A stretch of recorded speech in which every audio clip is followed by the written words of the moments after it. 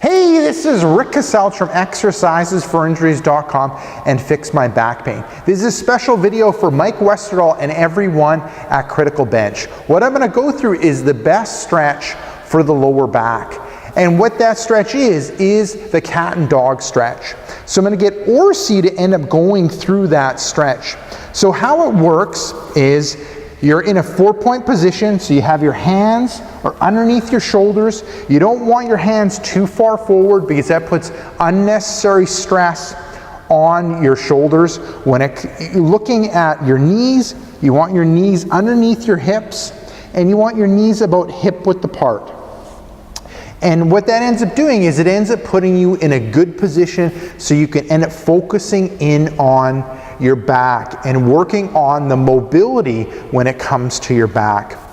So if you think about it and you kind of look at your back, you end up having tight areas when it comes to your back. Your mid-back tends to be tight, your really low back pelvic area ends up being tight, and maybe even your upper neck ends up being tight. So what this cat and dog stretch ends up doing is loosening things up when it comes to those tight areas in the spine, and it helps working on that mobility when it comes to the spine. So what Orsi's going to end up doing is she's going to work on the angry cat part, good, and then going in the opposite direction, good, and then things that she's looking at, good. And when it comes to going the opposite direction, good. Bringing that head up, dropping that chest, arching through the back, tilting that pelvis forward, and then going the opposite direction, tilting that pelvis back, rounding out that back, rounding out that mid-back, and dropping that head.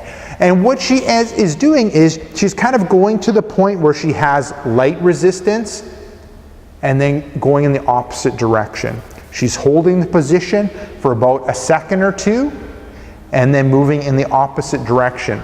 She's going to go through like 5 or 10 repetitions of the movement, and with the movement you probably notice she's able to go a little bit further and a little bit further, and that's because she's loosened up things in the neck, loosened up things in the mid-back, and loosening up things when it comes to the pelvis.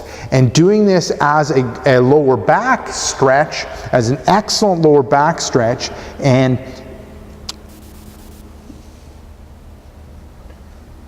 good, perfect.